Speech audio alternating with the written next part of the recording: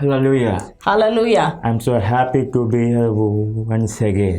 ಇನ್ನೊಮ್ಮೆ ನಿಮ್ಮ ಮಧ್ಯದಲ್ಲಿರುವುದಕ್ಕೆ ನಾನು ಸಂತೋಷ ಪಡ್ತೇನೆ. And I thank Pastor Prashant who given this opportunity to share the word of God in your midst. ನಿಮ್ಮ ಮಧ್ಯದಲ್ಲಿ ಭಿಕ್ಷೆ ಮೂಲಕ ದೇವರ ವಾಕ್ಯವನ್ನು ಹಂಚಿಕೊಳ್ಳುವುದಕ್ಕೆ ನನಗೆ ಅವಕಾಶ ಕೊಟ್ಟಂತ ದೇವರ ಸೇವಕರಾದ ಪ್ರಶಾಂತ್ ಅಂಕಲ್ಗೆ ನಾನು ವಂದನೆಗಳನ್ನು ತಿಳಿಯಪಡಿಸ್ತೇನೆ. Let us start with word of prayer. ನಾವು ಪ್ರಾರ್ಥನೆಯೊಂದಿಗೆ ಪ್ರಾರಂಭ ಮಾಡಿಕೊಳ್ಳೋಣ. Our loving Heavenly Father, ಪ್ರೀತಿಯ ಪರಲೋಕದ ತಂದೆ, we thank thee and glorify your name, Lord. ನಿಮಗೆ ವಂದನೆಗಳನ್ನು ತಿಳಿಸ್ತೇವೆ, ನಿನ್ನ ನಾಮವನ್ನು ನಾನು ಮಹಿಮೆ ಪಡಿಸುತ್ತೇನೆ. Your word is a sharp edged sword, Lord.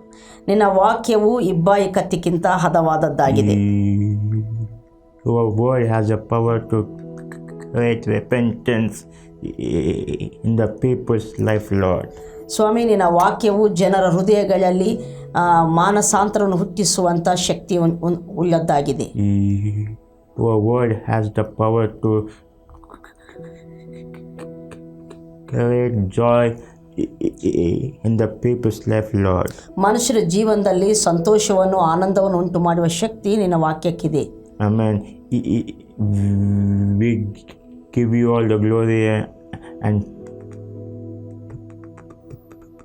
praise, Lord. ಎಲ್ಲ ಮಹಿಮೆಯನ್ನು ಸ್ತುತಿಯನ್ನು ನಿಮಗೆ ಸಲ್ಲಿಸುತ್ತಿದ್ದೇವೆ. In Jesus' name. ಯೇಸು ನಾಮದಲ್ಲಿ. Amen and amen. Amen and amen. Hallelujah. Hallelujah.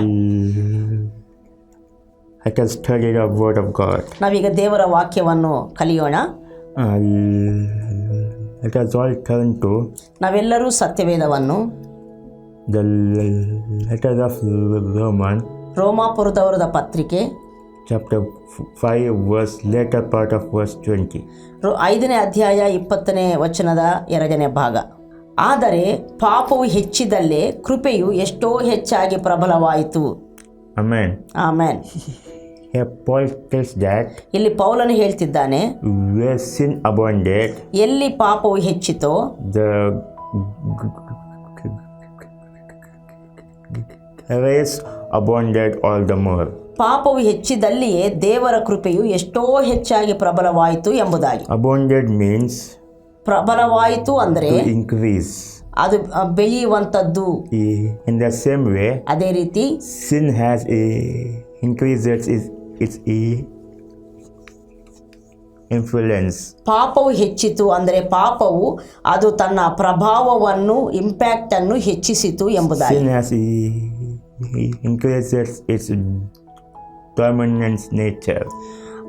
ಪಾಪವು ತನ್ನ ದೊರೆತನದ ಸ್ವಭಾವವನ್ನು ಹೆಚ್ಚಿಸಿತು. Sin has increased its impact. ಪಾಪವು ತನ್ನ ಪ್ರಭಾವವನ್ನು ಹೆಚ್ಚಿಸಿತು ಲೋಕದಲ್ಲಿ. Sin has increased its destroying power. ಪಾಪವು ತನ್ನ ನಾಶಪಡಿಸುವ ಶಕ್ತಿಯನ್ನು ಹೆಚ್ಚಿಸಿತು. Sin touches everything. ಪಾಪವು ಎಲ್ಲವನ್ನು ಮುಟ್ಟಿತು. Sin dominates everything. ಎಲ್ಲದರ ಮೇಲೆ ದೊರೆತನ ಮಾಡಿತು. Sin defiles everything. ಎಲ್ಲವನ್ನು ಅಶುದ್ಧ ಮಾಡಿತು. Sin ruins everything. ಪಾಪವು ಎಲ್ಲವನ್ನು ನಾಶಪಡಿಸಿತು. Sin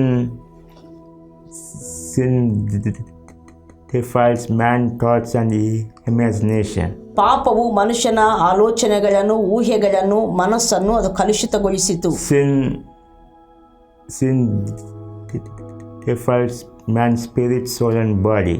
ಪಾಪವು ಮನುಷ್ಯನ ಆತ್ಮ, ಪ್ರಾಣ, ದೇಹವನ್ನು ಕೆಡಿಸಿರುವಂತದ್ದಾಗಿದೆ. Sin destroys our family life. Sin destroys our relationship with God. ಪಾಪವು ಮನುಷ್ಯನ ಕುಟುಂಬ ಜೀವಿತವನ್ನು ಹಾಳು ಮಾಡಿದೆ, ದೇವರೊಂದಿಗಿನ ಸಂಬಂಧವನ್ನು ಹಾಳು ಮಾಡಿದೆ. Sin is destroying force in this earth.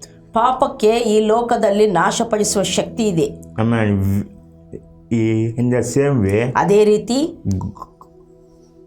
our God is Almighty God. ನಮ್ಮ ದೇವರು ಸರ್ವಶಕ್ತನಾದ ದೇವರು. Our God can do anything and everything. ನಮ್ಮ ದೇವರು ಎಲ್ಲವನ್ನು ಮಾಡಬಲ್ಲ, ಏನಾದರೂ ಮಾಡಬಲ್ಲ. God can repair the things which has sin destroys. ಪಾಪವು ಹಾಳು ಮಾಡಿರುವ ಸಂಗತಿಗಳನ್ನು ದೇವರು ಸರಿಪಡಿಸಲಿಕ್ಕೆ ಶಕ್ತನಾಗಿದ್ದಾನೆ. God is not sitting in heaven and watching what his sin is destroying. ಪಾಪವು ಹಾಳು ಮಾಡ್ತಿರುವ ಸಂಗತಿಗಳನ್ನು ದೇವರು ಸಿಂಹಾಸನದಲ್ಲಿ ಕೂತ್ಕೊಂಡು ಸುಮ್ಮನೆ ನೋಡುತ್ತಾ ಕೂತ್ಕೊಳ್ಳಲಿಲ್ಲ. So God unleashes the power of grace in the midst of sin. ಪಾಪವು ಪ್ರವೇಶಿಸಿ ಹೆಚ್ಚುತ್ತಿರುವ ಸಂದರ್ಭದಲ್ಲಿ ದೇವರು ತನ್ನ ಕೃಪೆಯನ್ನು ಬಿಡುಗಡೆ ಮಾಡಿದ್ದಾನೆ, ತೋರಿದ್ದಾನೆ. For example, ಉದಾಹರಣೆ, sin is like a darkness. ಪಾಪವು ಕತ್ತಲ ಹಾಗೆ ಇರುವಂತದ್ದಾಗಿದೆ. Grace is like a light. ದೇವರ ಕೃಪೆಯು ಬೆಳಕನ್ನು ಹೋಲುವಂತದ್ದಾಗಿದೆ. When light comes, ಯಾವಾಗಾದ್ರೆ ಬೆಳಕು ಬರ್ತೇತೋ darkness has to leave its place.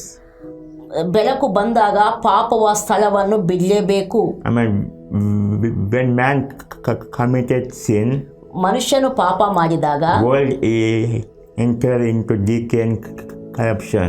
ಈ ಲೋಕವು ನಾಶನಕ್ಕೆ ಒಳಗಾಗಿರುವಂತದ್ದಾಗಿದೆ.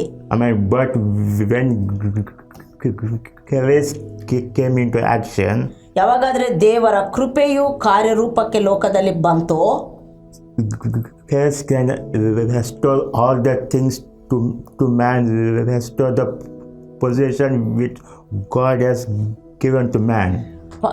ದೇವರ ಕೃಪೆಯು ಪ್ರತ್ಯಕ್ಷವಾದಾಗ ಪಾಪವು ಹಾಳು ಮಾಡಿರುವ ಸಂಗತಿಗಳನ್ನೆಲ್ಲವನ್ನು ತಿರುಗಿ ಮನುಷ್ಯನಿಗೆ ಪುನಃಸ್ಥಾಪಿಸಿ ಕೊಟ್ಟಿರುವಂಥದ್ದಾಗಿದೆ. ಅಷ್ಟು ಮಾತ್ರವಲ್ಲ, ದೇವರು ಮನುಷ್ಯನಿಗೆ ಕೊಟ್ಟಿರುವ ಪದವಿಯನ್ನು ತಿರುಗಿ ಕೊಟ್ಟಿರುವಂಥದ್ದಾಗಿದೆ. The power of grace is greater than the power of sin. ಕೃಪೆಯ ಶಕ್ತಿಯು ಪಾಪದ ಶಕ್ತಿಗಿಂತಲೂ ದೊಡ್ಡದಾಗಿದೆ. Amen. Amen.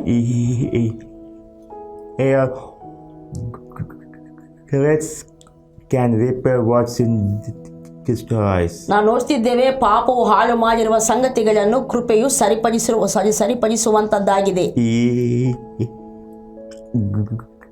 Grace not only repair what sin destroys. ಪಾಪವು ಹಾಳು ಮಾಡಿರುವಂಥದ್ದನ್ನು ಸರಿಪಡಿಸುವಂಥದ್ದು ಕೃಪೆ ಮಾಡಿರುವಂಥದ್ದು ಮಾತ್ರವಲ್ಲ, Grace can repair and set the things and bring the things to its original position which God has given to man. ಪಾಪವು ಹಾಳು ಮಾಡಿರುವಂಥದ್ದನ್ನು ದೇವರ ಕೃಪೆಯು ಸರಿಪಡಿಸಿರುವಂಥದ್ದು ಮಾತ್ರವಲ್ಲ, ತಿರುಗಿ ಮನುಷ್ಯನಿಗೆ ಎಲ್ಲ ಸಂಗತಿಗಳನ್ನು ಮನುಷ್ಯನನ್ನು ಆತನ ಒರಿಜಿನಲ್ ಸ್ಟೇಟಿಗೆ, ಅಂದರೆ ಆತನ ಸೃಷ್ಟಿಸಲ್ಪಟ್ಟ ಆ ಒಂದು ರೀತಿಗೆ ಪುನಃ ತಂದಿಟ್ಟಿರುವಂಥದ್ದಾಗಿದೆ. When people believes in the grace of God, ಯಾವಾಗಾದ್ರೆ ಮನುಷ್ಯರು ದೇವರ ಕೃಪೆಯಲ್ಲಿ ನಂಬಿಕೆ ಇಡುತ್ತಾರೋ his life is uplifted. ಅವರ ಜೀವನ ಮೇಲಕ್ಕೆತ್ತಲ್ಪಡುವಂಥದ್ದಾಗಿರ್ತದೆ. His life becomes new and born again person. ಆತನ ಜೀವಿತ ಹೊಸದಾಗುತ್ತದೆ. ಆತನ ಜೀವಿತ ದೇವರ ಸಂಬಂಧಕ್ಕೆ ತಿರುಗಿ ಹುಟ್ಟುವಂಥದ್ದಾಗಿರ್ತದೆ. Amen. When grace comes, ಯಾವಾಗಾದ್ರೆ ದೇವರ ಕೃಪೆಯು ಪ್ರತ್ಯಕ್ಷವಾಯಿತು, grace will redeem the person, grace will save a person, grace will deliver the person from the sin. ಆ ಕೃಪೆಯು ಮನುಷ್ಯನನ್ನು ಬಿಡುಗಡೆ ಮಾಡಿರುವಂಥದ್ದು, ವಿಮೋಚಿಸಿರುವಂಥದ್ದು, ರಕ್ಷಿಸುವಂಥದ್ದು ಆಗಿದೆ. Today I want to talk about ಈ ದಿನ ನಾನು ಮಾತಾಡಲಿಕ್ಕಿರುವಂಥ ವಿಷಯ the story of Cain. ಕಯೀನನ ಜೀವನದ ಚರಿತ್ರೆ ಬಗ್ಗೆ, ಕತೆ ಬಗ್ಗೆ ನಾನು ಮಾತನಾಡ್ತೇನೆ. The continuation of the ancient history. ಕಳೆದ ವಾರ ನಾವು ಹಂಚಿಕೊಂಡಂಥ ಆದಿಕಾಂಡ ಹೇಳುವಂಥ ಪ್ರಥಮ ಭಾಗ ಪುರಾತನ ಚರಿತ್ರೆ ಕುರಿತು ನಾವು ಅದು ಕಂಟಿನ್ಯೂ ಮಾಡ್ತಾ ಇದ್ದೇವೆ. Last week we see that ಕಳೆದ ವಾರ ನಾವು ನೋಡಿದೆವು the story of fall. ನಾವು ಮನುಷ್ಯನು ಪಾಪದಲ್ಲಿ ಬಿದ್ದಂಥ ಕತೆ ಬಗ್ಗೆ ನಾವು ನೋಡಿದೆವು. Today we talk about ಈ ದಿನ ನಾನು ಮಾತಾಡಲಿಕ್ಕಿರುವ ವಿಷಯ the story of Cain. ಕಯೀನನ ಚರಿತ್ರೆ ಬಗ್ಗೆ. ಆಮೇಲೆ let us all turn to ನಾವೆಲ್ಲರೂ ಸತ್ಯವೇದವನ್ನು Genesis chapter 4 ಆದಿಕಾಂಡ 4ನೇ ಅಧ್ಯಾಯ verse 1 to 4. ಆ ಪುರುಷನು ತನ್ನ ಹೆಂಡತಿಯಾದ ಹವ್ವಳನ್ನು ಕೂಡಲು ಆಕೆ ಗರ್ಭಿಣಿಯಾಗಿ ಕಾಯಿನನನ್ನು ಹೆತ್ತು ಯೆಹೋವನ ಅನುಗ್ರಹದಿಂದ ಗಂಡು ಮಗುವನ್ನು ಪಡೆದಿದ್ದೇನೆ ಎಂದು ಹೇಳಿದಳು. ತರುವಾಯ ಅವನ ತಮ್ಮನಾದ ಹೇಬೇಲನನ್ನು ಹೆತ್ತಳು. ಹೇಬೇಲನು ಕುರಿ ಕಾಯುವನಾದನು, ಕಾಯಿನನು ವ್ಯವಸಾಯ ಮಾಡುವವನಾದನು. ಕಾಲಾಂತರದಲ್ಲಿ ಕಾಯಿನನು ಹೊಲದ ಬೆಳೆಯಲ್ಲಿ ಕೆಲವನ್ನು ತಂದು ಯೆಹೋವನಿಗೆ ಕಾಣಿಕೆಯಾಗಿ ಸಮರ್ಪಿಸಿದನು. ಹೇಬೇಲನು ಹಾಗೆಯೇ ತನ್ನ ಹಿಂಡಿನಿಂದ ಚೊಚ್ಚಲ ಕುರಿಗಳನ್ನು ಕಾಣಿಕೆಯಾಗಿ ತಂದು ಅವುಗಳ ಕೊಬ್ಬನ್ನು ಹೋಮ ಮಾಡಿದನು. Amen. Have we see that ಇಲ್ಲಿ ನಾವು ನೋಡ್ತಿದ್ದೇವೆ, when Cain was born, ಕಯೀನನು ಹುಟ್ಟಿದಾಗ Adam thought that God spoke his promise about him. ದೇವರು ಅವರಿಗೆ ವಾಗ್ದಾನ ಮಾಡಿರುವಂಥದ್ದು ಇದು ಕಯೀನನ ವಿಷಯದಲ್ಲೇ ಆಗಿರ್ತೈತೆ ಎಂಬುದಾಗಿ ಯೋಚನೆ ಮಾಡಿದ. But Cain became murderer. ಆದರೆ ನಾವು ನೋಡ್ತೇವೆ ಕಯೀನನು ಆತನು ಹಂತಕನಾಗಿ ಮುಂದುವರಿಯುತ್ತಾನೆ. The story talks about ಈ ಕತೆ ಹೇಳುವಂತ ಸಂಗತಿ where sin is committed ಎಲ್ಲಿ ಪಾಪವು ಮಾಡಲ್ಪಡ್ತೇತೋ and God is coming to speaking with him, with man. ಆಗ ದೇವರು ಬಂದು ಆ ಮನುಷ್ಯನ ಸಂಗಡ ಮಾತಾಡುವಾತನಾಗಿದ್ದಾನೆ ಎಂಬುದಾಗಿ. And later God's grace is revealed. ನಂತರ ದೇವರ ಕೃಪೆ ಅವರ ಜೀವನದಲ್ಲಿ ಪ್ರತ್ಯಕ್ಷವಾಗ್ತೈತೆ. Amen. Amen. Now we are seeing that ಇಲ್ಲಿ ನಾವು ನೋಡ್ತಾ ಇದ್ದೇವೆ, after Cain was born, Adam thought that God is prophesying about him. ಕಯೀನನು ಹುಟ್ಟಿದಾಗ ಆದಾಮನು ಎನಿಸಿಕೊಂಡ ನಿನ್ನ ಸಂತಾನವು ಸರ್ಪದ ತಲೆಯನ್ನು ಜಜ್ಜುತ್ತದೆ ಮತ್ತು ವಾಗ್ದಾನ ಇವನ ವಿಷಯದಲ್ಲೇ ಎಂಬುದಾಗಿ. And later Cain became the murderer. ಆದರೆ ನಾವು ನೋಡ್ತೇವೆ ಅದ ನಂತರ ಕಯೀನನು ಹಂತಕನಾಗ್ತಾನೆ. Because God accepted the Abel offering and God rejected the Cain offering. ಯಾಕಂದರೆ ದೇವರು ಕಯೀನನ ಒಂದು ಕಾಣಿಕೆಯನ್ನು ತಿರಸ್ಕರಿಸಿ ಹೇಬೇಲನ ಕಾಣಿಕೆಯನ್ನು ಸ್ವೀಕರಿಸಿದರ ಪರಿಣಾಮ. So God is teaching to them how they can come to him. ಇಲ್ಲಿ ಅದನ್ನು ತಿರಸ್ಕರಿಸುವುದಕ್ಕೆ ಹೇಬೇಲನ ಕಾಣಿಕೆಯನ್ನು ಸ್ವೀಕರಿಸುವುದರ ಮೂಲಕ ದೇವರಲ್ಲಿ ಜನರು ತನ್ನ ಬಳಿಗೆ ಹೇಗೆ ಬರಬೇಕು ಎಂಬುದನ್ನು ಆತನು ತೋರಿಸ್ತಾ ಇದ್ದಾನೆ. So when God accepts Abel offering, ಯಾವಾಗಾದ್ರೆ ಹೇಬೇಲನ ಕಾಣಿಕೆಯನ್ನು ದೇವರು ಸ್ವೀಕರಿಸಿದನೋ Cain got angry upon Abel, his brother. ಕಾಯಿನನು ತನ್ನ ತಮ್ಮನಾದ ಹೇಬೇಲನ ಮೇಲೆ ಕೋಪಗೊಂಡ.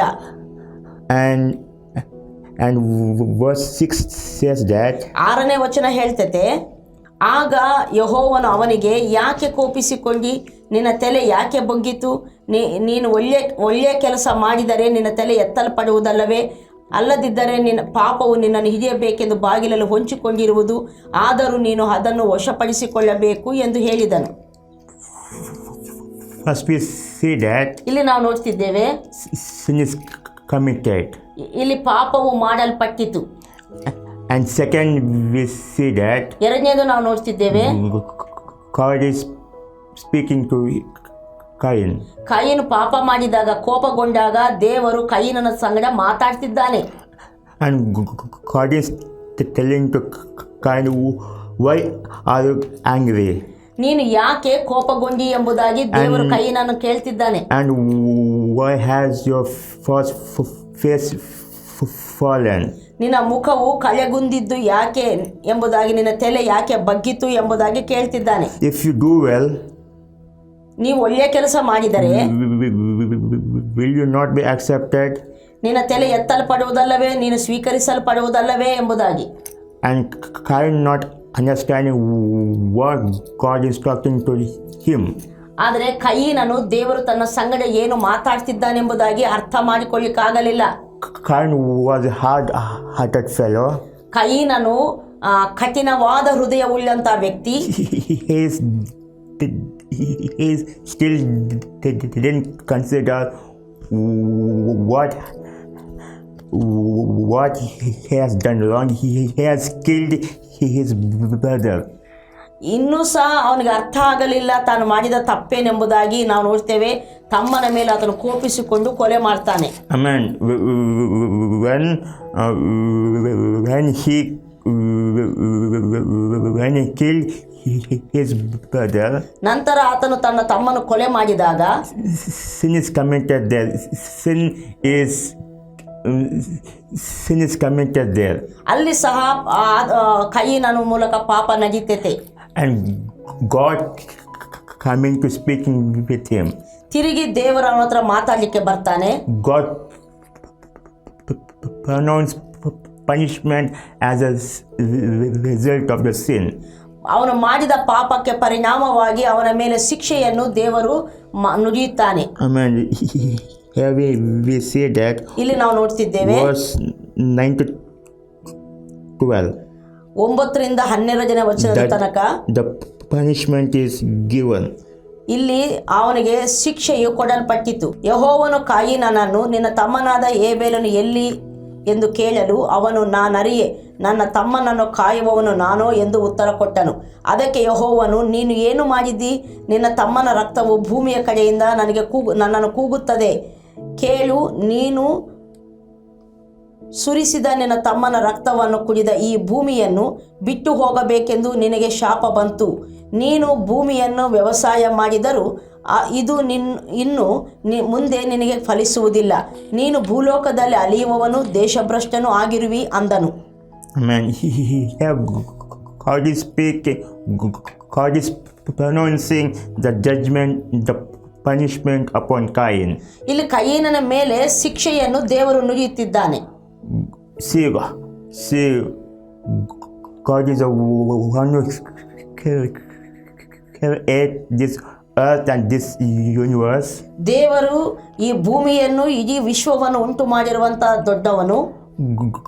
God could have killed Cain. God could have thrown him into hell. ದೇವರು ಕಾಯಿನನನ್ನು ಕೊಲ್ಲಬಹುದು, ಅವನನ್ನು ನರಕಕ್ಕೆ ಬಿಸಾಡಬಹುದಿತ್ತು. That great God coming speaking to him. ಆದರೆ ದೊಡ್ಡ ದೇವರು ಕೈಯಿನನ ಸಂಗಡ ಇಳಿದು ಬಂದು ಆತನ ಮಾತಾಡ್ತಿದ್ದಾನೆ. Why God asked? ದೇವರು ಕೈಯಿನನನ್ನು ಪ್ರಶ್ನಿಸಿದಾಗ, Where is your brother? ನಿನ್ನ ತಮ್ಮನು ಎಲ್ಲಿ ಎಂದು ಪ್ರಶ್ನಿಸಿದಾಗ Cain giving answer, am I the keeper of my brother? ಆ ಕೈಯಿನನ್ನು ಕೊಟ್ಟಂತ ಉತ್ತರವೇನೆಂದರೆ, ನನ್ನ ತಮ್ಮನನ್ನು ಕಾಯುವವನು ನಾನೋ ಎಂಬುದಾಗಿ. That time also God is showing some grace to Cain. ಆ ಸಮಯದಲ್ಲಿ ಸಹ ದೇವರು ಕಾಯಿನನಿಗೆ ಒಂದು ಕೃಪೆಯನ್ನು ತೋರುತ್ತಿದ್ದಾನೆ. And now God's grace is revealed to Cain. ಈಗ ಕಾಯಿನನ ವಿಷಯದಲ್ಲಿ ಸಹ ದೇವರು ತನ್ನ ಕೃಪೆಯನ್ನು ಪ್ರತ್ಯಕ್ಷ ಮಾಡಿದ. He is a murderer. ಆತನು ಹಂತಕನು. He is committed sin. ಆತನು ಪಾಪವನ್ನು ಮಾಡಿದ ವ್ಯಕ್ತಿ.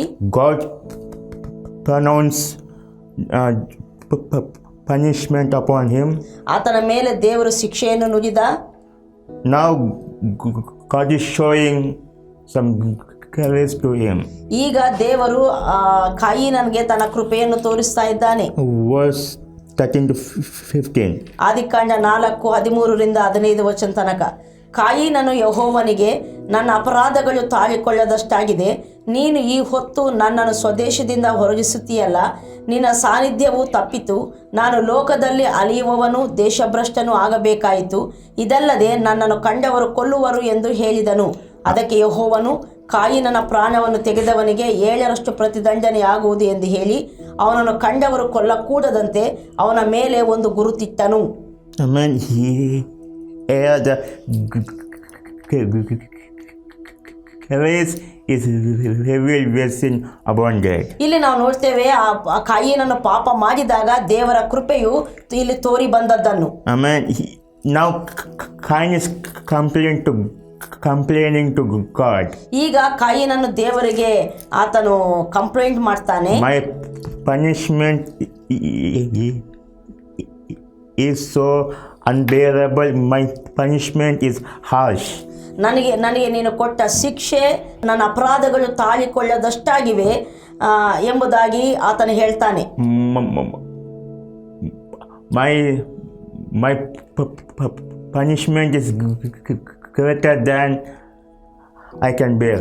ನಾನು ಹೋರಲಾರದಷ್ಟು ನಿನ್ನ ಶಿಕ್ಷೆ ದೊಡ್ಡದಾಗಿದೆ ಎಂಬುದಾಗಿ. God could have left him there. God could have you also die. ದೇವರು ಅವನನ್ನು ಅಲ್ಲಿ ಬಿಟ್ಟು ಬಿಡಬಹುದಿತ್ತು, ಹೋಗು ಸಾಯಿ ಎಂಬುದಾಗಿ ಬಿಟ್ಟು ಬಿಡಬಹುದಿತ್ತು. God did not told like that to Cain. ಆ ರೀತಿ ಕಾಯಿನನಿಗೆ ದೇವರು ಹೇಳಲಿಲ್ಲ. In this story, the grace of God is revealed. ಇಲ್ಲಿ ಕಾಯಿನನ ವಿಷಯದಲ್ಲಿ ದೇವರ ಕೃಪೆಯು ಪ್ರತ್ಯಕ್ಷವಾಯಿತು. He was a murderer. ಆತನು ಹಂತಕನು. Then yet he was a murderer. God did not reject him totally. ಆತನು ಹಂತಕನಾಗಿದ್ದಾಗ್ಯೂ ದೇವರು ಸಂಪೂರ್ಣವಾಗಿ ಕಾಯಿನನನ್ನು ಕೈ ಬಿಡಲಿಲ್ಲ. Later God gave one more grace to him. ತಿರುಗಿ ಆತ ದೇವರು ಅವನಿಗೆ ಹೆಚ್ಚಾದ ಕೃಪೆಯನ್ನು ತೋರುತ್ತಾನೆ. Cain was a cursed man. ಕಾಯಿನನು ಶಪಿಸಲ್ಪಟ್ಟ ವ್ಯಕ್ತಿ. Cain was a hard-hearted fellow. ಕಾಯಿನನು ಕಠಿಣವಾದ ಹೃದಯವುಳ್ಳಾತನು. Cain was separated from God's presence. ದೇವರ ಸನ್ನಿಧಾನದಿಂದ ತಳ್ಳಲ್ಪಟ್ಟವನು ಕಾಯಿನನು. But God himself protected him. ಆ ದೇವರು ತಾನೇ ಅವನನ್ನು ಕಾಪಾಡ್ತಾ ಇದ್ದಾನೆ. God himself guarded him. ದೇವರು ಅವನನ್ನು ಕಾಯುವಾತನಾಗಿದ್ದಾನೆ. God himself guides him how to come out of that sin. ಆ ದೇವರು ಅವನನ್ನು ಆ ಪಾಪದಿಂದ ಹೊರಗಡೆ ಬರೋದು ಹೇಗೆ ಎಂಬುದಾಗಿ ಆತನ ಮಾರ್ಗದರ್ಶನ ಮಾಡ್ತಿದ್ದಾನೆ. The fear of violent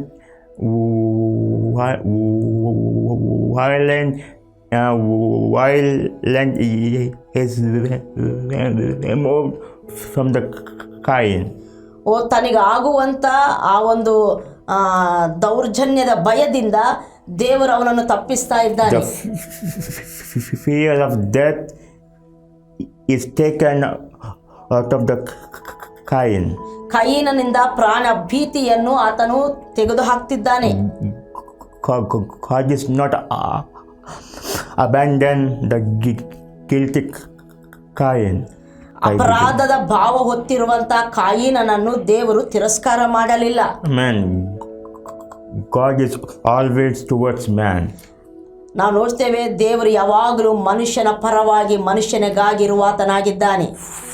For example, ಉದಾಹರಣೆ, if your child failed in exam by using mobile, ಆತನು ಮೊಬೈಲಲ್ಲಿ ಹೆಚ್ಚಿನ ಸಮಯ ಕಳೆಯುವುದರಿಂದ ಆ ಎಕ್ಸಾಮ್ನಲ್ಲಿ ಫೇಲ್ ಆಗಿರ್ಬೋದು. will you not restricted him from using mobile? ನೀವು ನಿಮ್ಮ ಮಕ್ಕಳನ್ನು ಮೊಬೈಲ್ ರಿಸ್ಟ್ರಿಕ್ಟ್ ಮಾಡದ ಹಾಗೆ ಇರ್ತೀರಾ? No. ಇಲ್ಲ. You restricted him. ನೀವು ಖಂಡಿತವಾಗಿ ಮೊಬೈಲ್ ನೋಡೋದಾಗೆ ಅವ್ರಿಗೆ ರಿಸ್ಟ್ರಿಕ್ಟ್ ಮಾಡ್ತೀರಾ. In the same way, ಅದೇ ರೀತಿ when God makes pronounce punishment on man, ಮನುಷ್ಯನ ಮೇಲೆ, ಇಲ್ಲಿ ಕಾಯಿನನ ಮೇಲೆ ಆತನ ಪನಿಷ್ಮೆಂಟ್ ಅನ್ನು ಶಿಕ್ಷೆಯನ್ನು ನುಡಿದಾಗ God could not punish man. God punished the cause that he has done. ಮನುಷ್ಯನನ್ನು ದೇವರಲ್ಲಿ ಶಪಿಸಲಿಲ್ಲ, ಮನುಷ್ಯನನ್ನು ಆತನು ತಿರಸ್ಕರಿಸಲಿಲ್ಲ. ಮನುಷ್ಯನ ಆ ಸ್ಥಿತಿಗೆ ಬರುವಂತೆ ಮಾಡಿರುವ ಪಾಪವನ್ನು ಆತನು ಶಿಕ್ಷಿಸ್ತಾ ಇದ್ದಾನೆ. How God is gracious.